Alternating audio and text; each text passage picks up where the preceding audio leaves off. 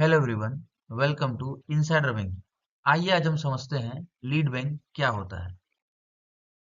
एक कमेटी आई थी जिसका नाम था professor D R Gadgil committee. इस कमेटी ने क्या रेकमेंड किया? इस कमेटी ने यह रेकमेंड किया कि अगर भारत में बेसिक बैंकिंग फैसिलिटी जो है उसे ऐसे एरिया में पहुंचाना है जहां बैंक नहीं है, मतलब अनबैंक्ड एरिया, तो हमें एरिया अप्रोच अपनाना पड़ेगा।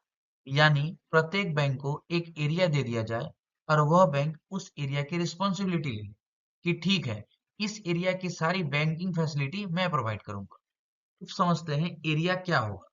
तो सबसे छोटी यूनिट एरिया की जो बोली गई वो थी डिस्ट्रिक्ट। वर्तमान में भारत में 800 से ज्यादा डिस्ट्रिक्ट है। इवन 1960s में भी भारत में 400 प्लस डिस्ट्रिक्ट हुआ करती थी।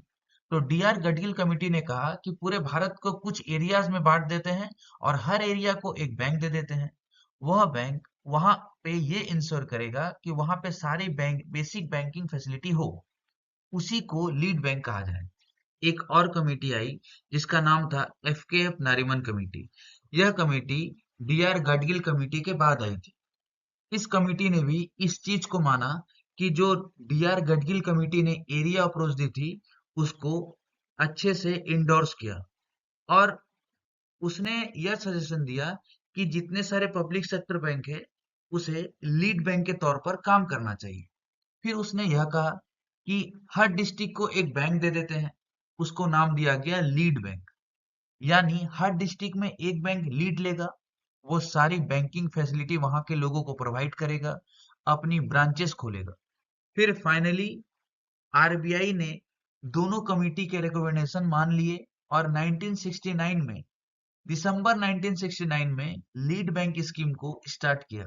इसीलिए भारत में हर डिस्ट्रिक्ट को एक लीड बैंक दिया जाता है ताकि वो अपने वहाँ ब्रांचेस खोले, वहाँ पे वो लीड ले और आसपास के जितने सारे एरियाज है वहाँ पे वो बैंकिंग फैसिलिटी लोगों को प्रोवाइड करे। तो यह था हमारा लीड बैंक का कंसेप्ट। आपको यह बताना है कि आपके एरिया में लीड बैंक कौन सा है। मुझे कमेंट करके बताएं। Thank you for watching insider banking.